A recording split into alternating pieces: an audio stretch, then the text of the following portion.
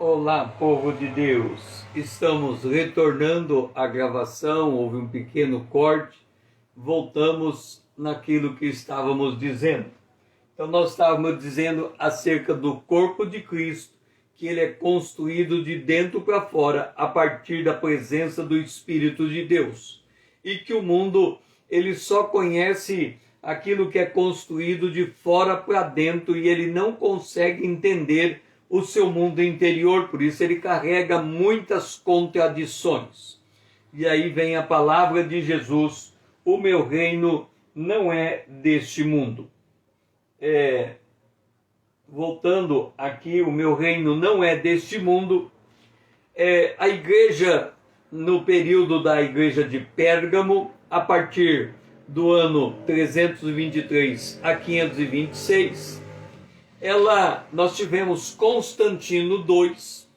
Constantino, ele deu a liberdade às religiões por meio do Edito de Nicéia no ano de 325. Então, a partir daquele tempo, todas as religiões, elas tiveram o direito de prestar o seu culto ao seu Deus. E aí o cristianismo, ele saiu daquela situação de perseguição para ser uma atividade religiosa reconhecida pelo Estado. Teodósio I, ele editou o Edito de Tessalônica no ano de 380 depois de Cristo.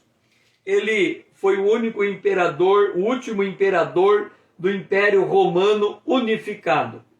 E ele tornou o cristianismo niceno ou católico como a religião oficial do Estado.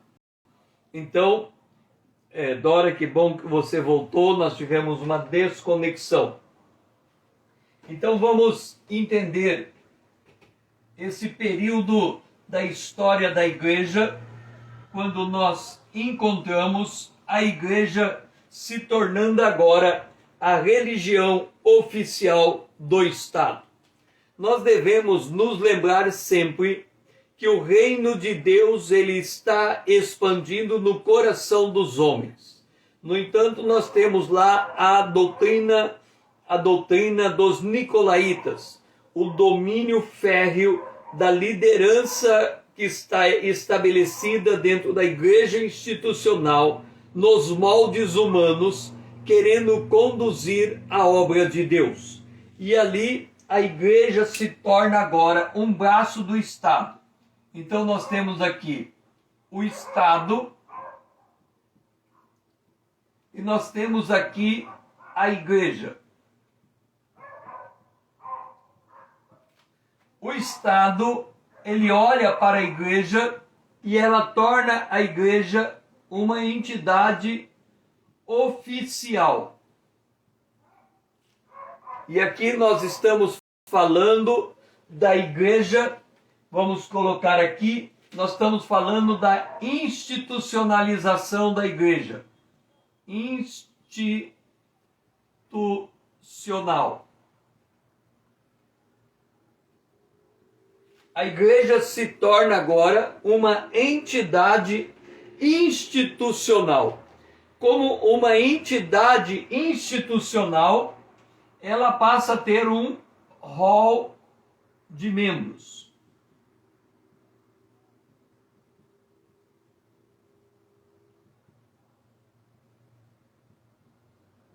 Como ela passa a ter um rol de membros, sabe, aquela pessoa que ela se sente envaidecida porque ela tem um cartãozinho de apresentação. Quando a igreja, ela não faz mais sentido por aquilo que ela é em si mesmo, mas pelo lugar que ela ocupa na sociedade, ela facilmente pode perder o nexo causal, o vínculo com a sua identidade primária. Lembra que na igreja de Éfeso, Jesus disse que eu tenho contra vocês que vocês deixaram o primeiro amor. O que é deixar o primeiro amor? O primeiro amor é Cristo em nós, esperança da glória. Quando nós cultivamos Cristo em nós, nós crescemos de dentro para fora. Quando nós deixamos o primeiro amor, nós estamos olhando para fora e encontrando modelos no mundo para nos assemelharmos a estes modelos. Então, o Edito de Tessalônica de 380, ele diz assim: ordenamos que tenha o nome de cristãos católicos quem siga esta norma. Observa. Lembra, e aqui a gente precisa entender a lógica do reino de Deus e a lógica do império das trevas, porque elas vão se coexistindo. Por que elas vão se coexistindo? Porque Deus criou os céus e a terra. Todas as coisas pertencem a Deus. Satanás é uma criatura de Deus. Ele não pode criar nada do nada. Ele só pode criar baseado no conceito de inovação. Ele tem que ver e modificar. Ele tem que ver o que Deus está fazendo e modifica. Esse é o princípio da inovação. Você olha o que vê e você adapta aquilo para uma coisa que você acha que tem que ser. Só que o que Deus é perfeito. O que Deus propõe é perfeito. O que é criado a partir daquilo que Deus cria, ele é desconforme. Vamos dar um exemplo. Uma bebida bem comum, Coca-Cola. A Coca-Cola ela tem um sabor. Ela tem um sabor e ela está no âmbito das cocas. Como ela ganhou proeminência sobre todas as cocas, ela torna o parâmetro de sabor. Quem está mais perto dela está próximo ao seu sabor. Quem está distante dela está desconforme com aquele sabor. Da mesma maneira, a igreja é de Jesus Cristo. Mas dentro da igreja, e aqui nós falamos da igreja institucional, nós encontramos o cristão nascido de novo, nós encontramos aquele que está dito aqui, ordenamos que tenha o nome de cristão católico. Quem segue essa norma, então, todo que está naquela esfera de domínio, ele é cristão, quer ele tenha nascido ou não, quer ele tenha uma experiência pessoal com Jesus Cristo ou não.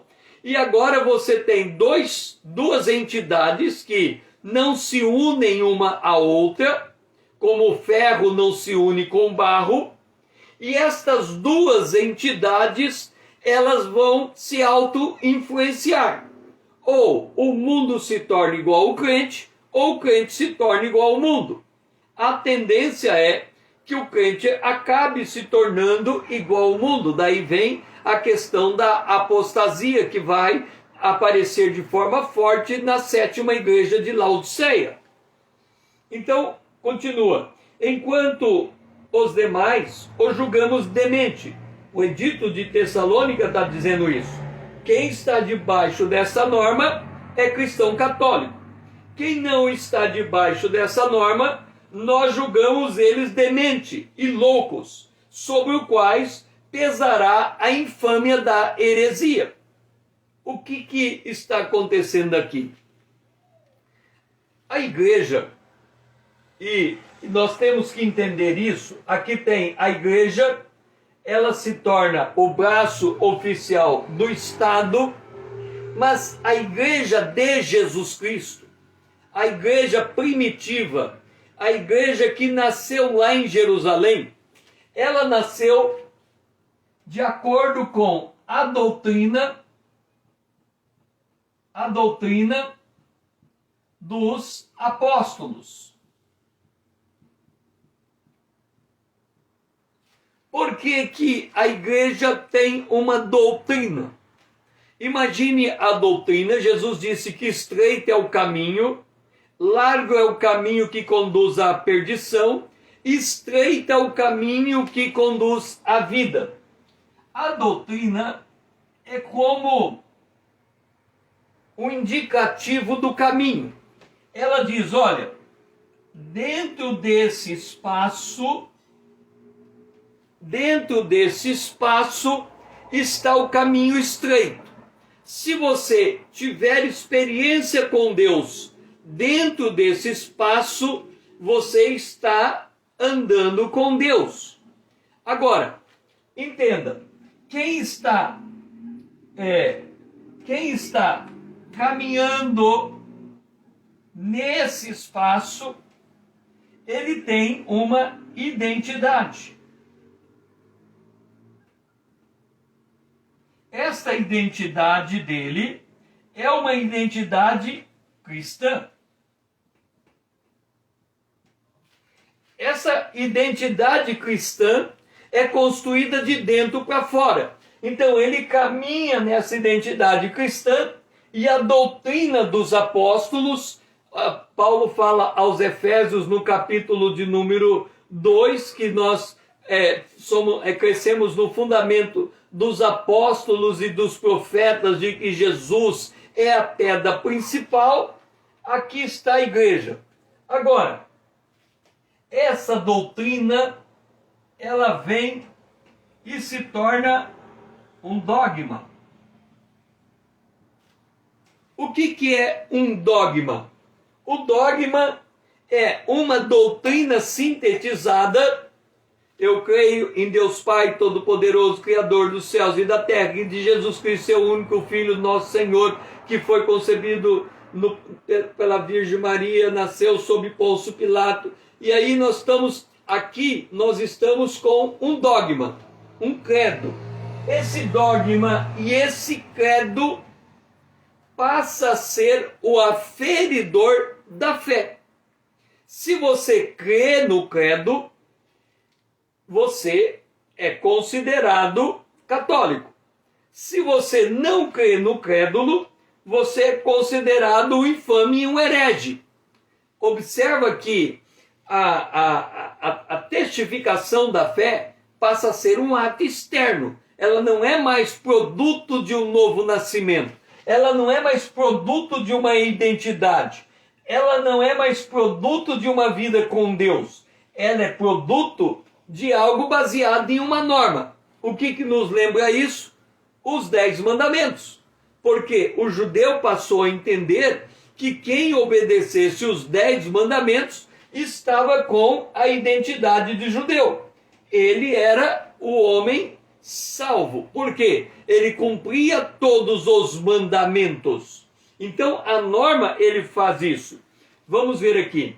O Império Romano, na íntegra, passava a ter uma nova religião oficial depois de 55 anos de liberdade de culto. Quer dizer, antes, toda a religião era possível no Império Romano. Agora, a Igreja Católica Apostólica Romana, ali começa a nascer essa igreja, ela tem supremacia sobre todas as religiões e ela é a religião oficial do Estado. O edito diz mais: os seus lugares de reunião a respeito daqueles que não aceitam a Igreja Católica não receberão o nome de igrejas e serão objeto primeiro da vingança divina e depois serão castigados pela nossa própria iniciativa, que adotaremos segundo a vontade celestial. Isso aqui vai desembocar nas inquisições, que era a morte de todos os hereges. Observa que a igreja, e nós estamos falando da igreja institucional, ela perde o sentido da igreja original, da igreja de Cristo, da igreja que ele instituiu, da igreja que não é desse mundo, mas esta igreja institucional, que se torna um braço do Estado, ela passa a dizer o seguinte: ou você crê, ou você morre. Não tem alternativa. Aí você tem as cruzadas. Ou você crê, ou você morre. E aí volta aos princípios da lei. Quem não cumprir a lei, morrerá, porque não cumpriu a lei.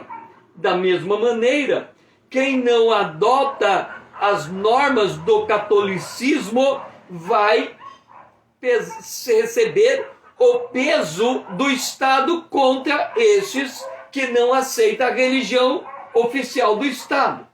Lembra Nabucodonosor, quando ele faz aquela estátua e manda todo o reino adorar aquela estátua? E o que acontece? 4 não adoraram. Os amigos de Daniel não adoraram. E eles, por não adorar a um outro Deus, eles foram lançados no lago, no fogo, numa fornalha de fogo. E lembra que na igreja de Esmirna, Satanás lançará alguns de vocês à prisão. E lá na prisão, vocês receberão provas de 10 dias. E Jesus ainda diz: ser fiel até a morte, darei a coroa da vida. O que nós estamos dizendo aqui? Durante 300 anos, a igreja foi perseguida. Depois de 300 anos, a igreja se torna perseguidora.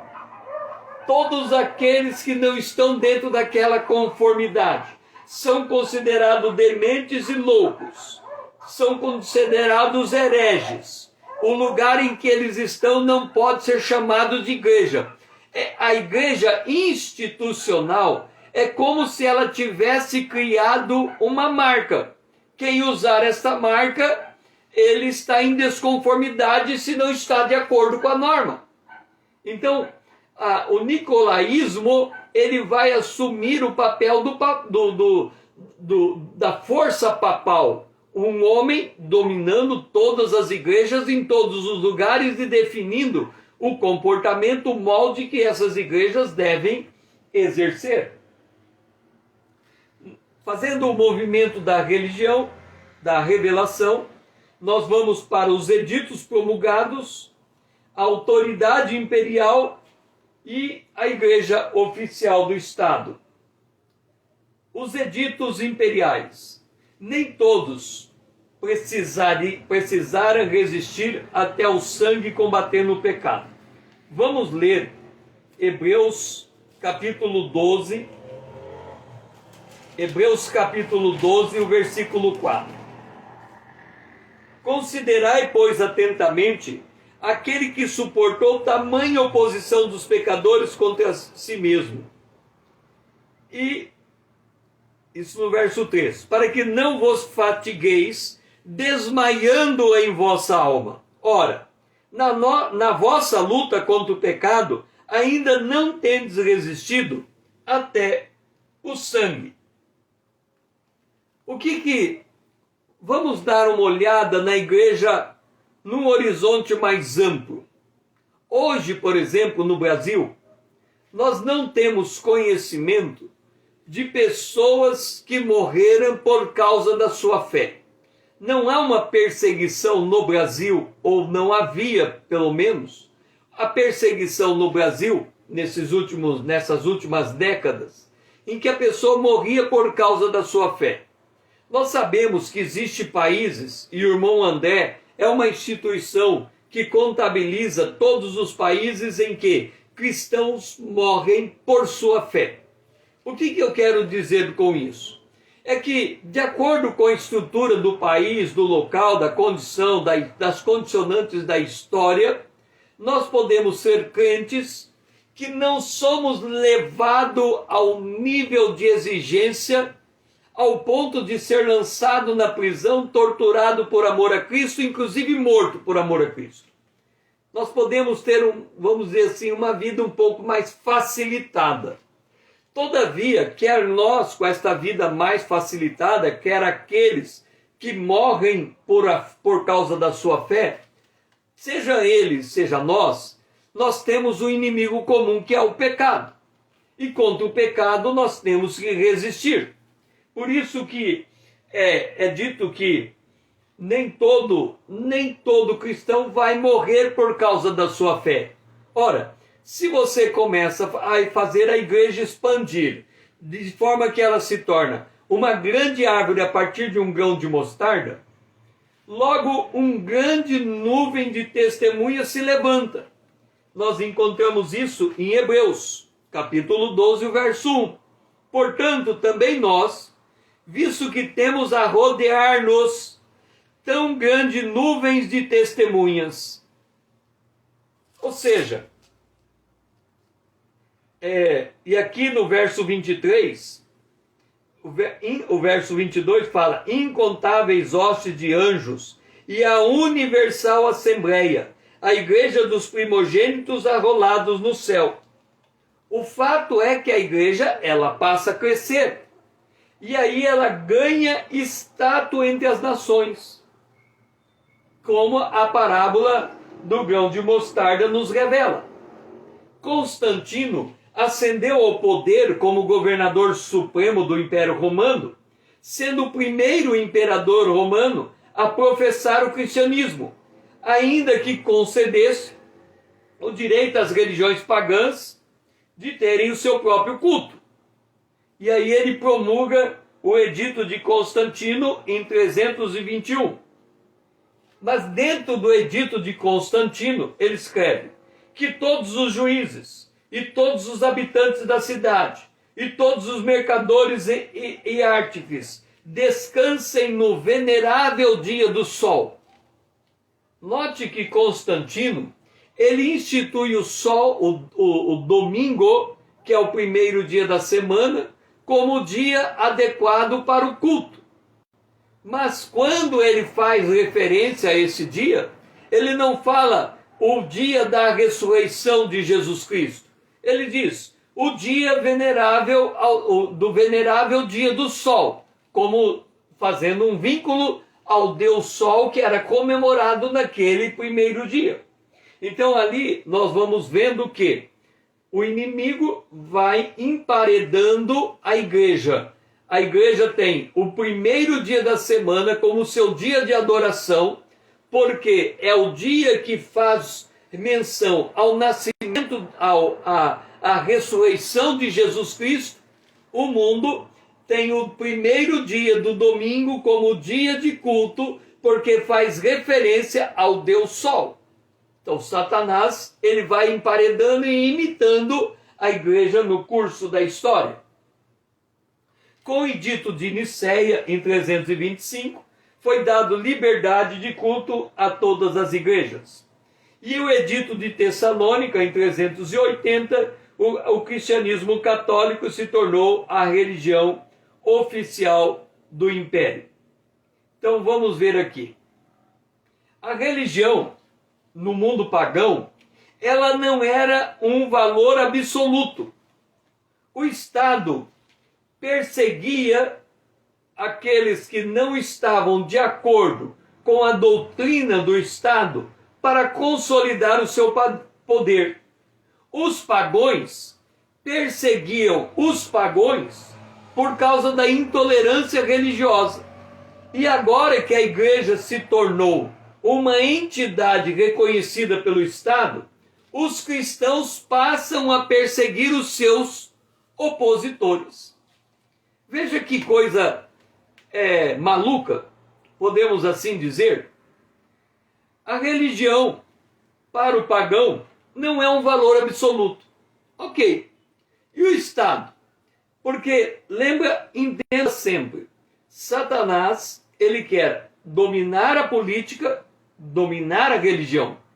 Na política, você observa que a política ela vai desenvolvendo até que chega um tempo, tipo assim, no Brasil nós temos mais de 30 partidos políticos, ok?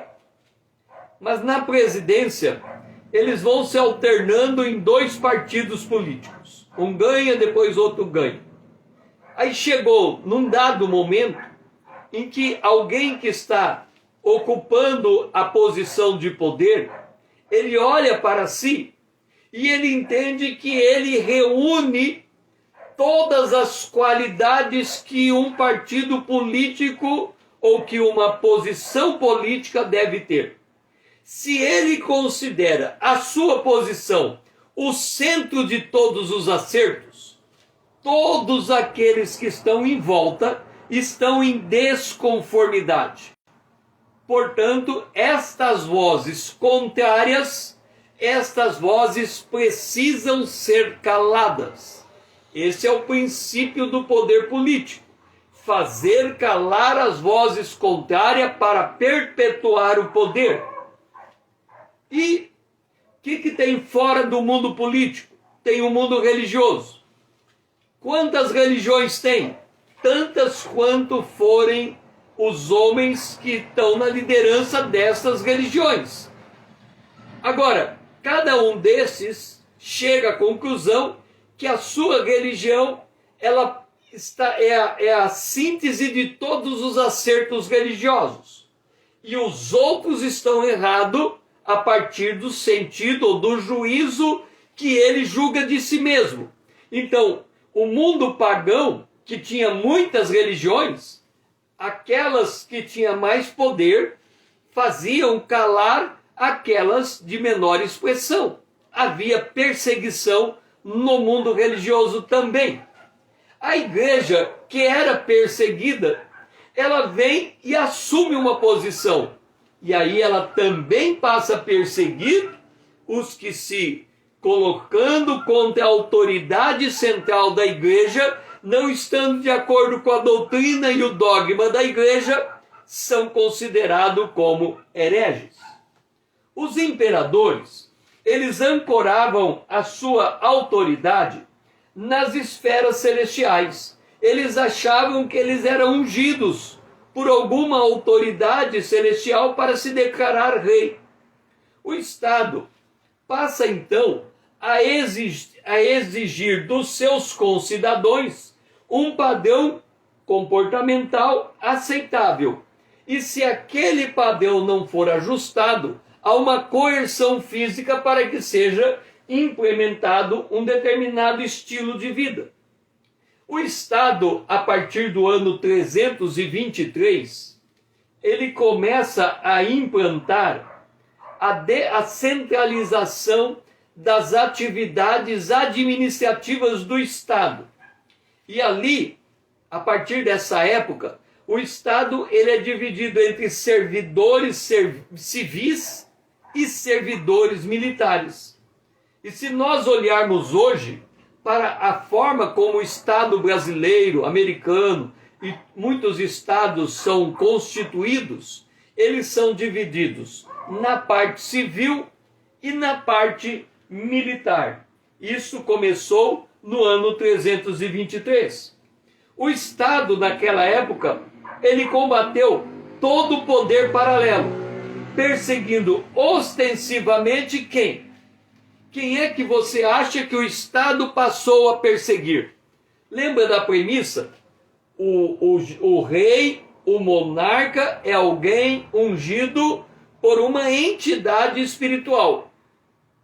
Significa o quê? Se você quiser se dirigir a essa entidade espiritual, você tem que falar com o governante do dia. Lembra de Nabucodonosor? Por que Daniel foi lançado na cova dos leões? Porque ele baixou um edito dizendo: ninguém pode fazer pedido nenhum a qualquer outro Deus que não ao rei. E Daniel continuou orando ao Deus do céu. E aí eles disseram: se você não parar de falar com Deus do céu, você será lançado na cova dos leões. E eles lançaram. E aí, quando Daniel cai e os leões não consomem Daniel e ele se levanta de lá, eles percebem que Deus de Daniel é o Deus sobre todos os deuses. Agora, nessa época em que o Estado está se formando de forma mais ostensiva, administrando todas as relações humanas, então você só pode abrir uma empresa se o Estado permitir. Então o Estado vai normatizando todos os aspectos da vida humana. Contra quem que eles correm agora? Contra os adivinhos, os astrólogos e os feiticeiros e todos aqueles que têm poderes esotéricos. Por quê? Porque se o governante é o único que tem contato com a divindade, este outro grupo de pessoas, adivinhos, astrólogos, feiticeiros, que também poderiam ter contato com as outras divindades, poderia conflitar no poder com o poder central do Estado. Então o Estado passa a perseguir também. Como a Igreja Católica era a igreja oficial do Estado, ela também se julga no direito de perseguir à luz da Igreja os hereges. Freud, seja bem-vindo. Então veja bem como que são as coisas. Lembra que eu falei que quando você nasce de novo, você é mudado de dentro para fora? E quem não conhece Deus muda de fora para dentro. E quando a igreja cresce e se torna uma grande árvore, vem os pássaros. Aí vem a pergunta, quem é que influencia quem? E aí o mundo passa a influenciar a igreja. O Estado perseguiu todo o grupo social que se colocava em oposição à autoridade do imperador. Nós estamos falando do Império Romano, a partir do ano 300, quando ele assume que ele tem que governar todas as vertentes da vida humana. E todo o grupo social que é contrário a esse Estado romano, ele se torna perseguido. O Estado passou então a sacralizar o poder imperial, potencializado pela dignidade sobrenatural do rei, enaltecendo o caráter da representação divina do imperador. Então, o imperador é o representante de Deus na terra. E é interessante que nessa época, quando são feitos os concílios da igreja, quem convoca o concílio da igreja é o imperador da época.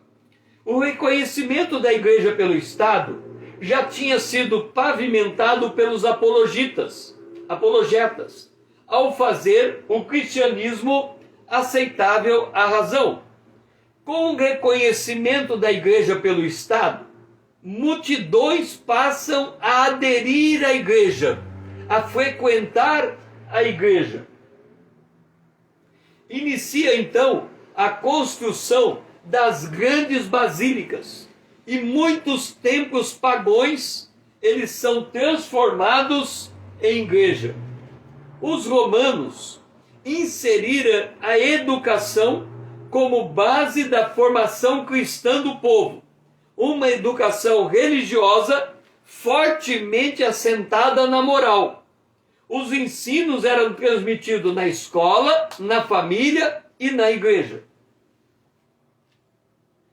Pregadores notáveis como Basílio de Cesareia, Gregório de Nissa, Gregório de Nazianzo, João Crisóstomo, Agostinho de Hipona usaram da homilia para cristianizar o império.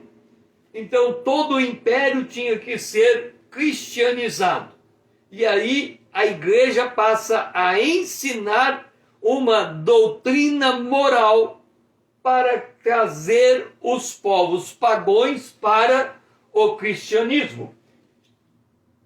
Muitos dos bispos exerciam autoridade tirânica sobre os membros, recorrendo ao uso do expediente político, judicial e militar, ameaçando quem subestimasse a sua autoridade.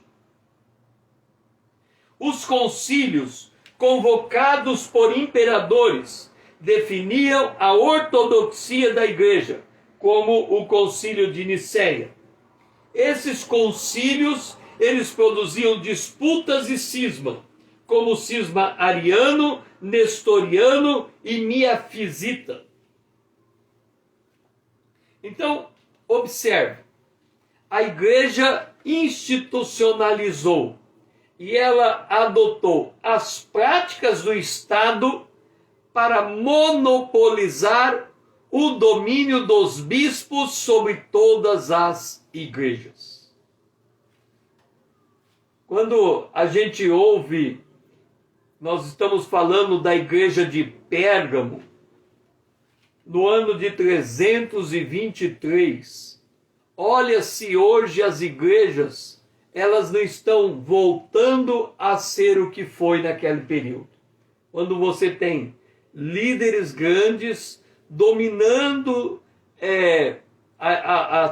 o Brasil ou os países, sendo dividido em áreas, sendo loteados, e cada loteamento um pastor, e esse pastor dominando toda aquela área, e quem não seguir aquele script está fora. Então a igreja, seja a igreja católica ou a igreja protestante, ela tem este joio no meio do trigo, que é a doutrina papal, a doutrina do domínio do homem sobre o crescimento do corpo de Cristo. Nós observamos que, apesar desse domínio, Jesus ele está edificando a sua igreja. Porque aqui, o que nós encontramos? Se os bispos exerciam autoridade tirânica sobre os membros da igreja, as cisões que aconteciam muitas vezes era saindo o povo verdadeiro de Deus para formar uma comunidade separada daquela comunidade que, se chamando igreja, não exercia o papel de igreja como registrado na Bíblia. É por isto que os bereanos eram tão nobres, porque quando chegava todas as doutrinas, eles passavam pelo crivo da palavra de Deus para saber se aquela doutrina representava, na verdade, o estreito caminho que conduz à experiência com Deus. Este é o propósito da igreja Corpo de Cristo: conduzir o cristão a uma experiência genuína com Deus.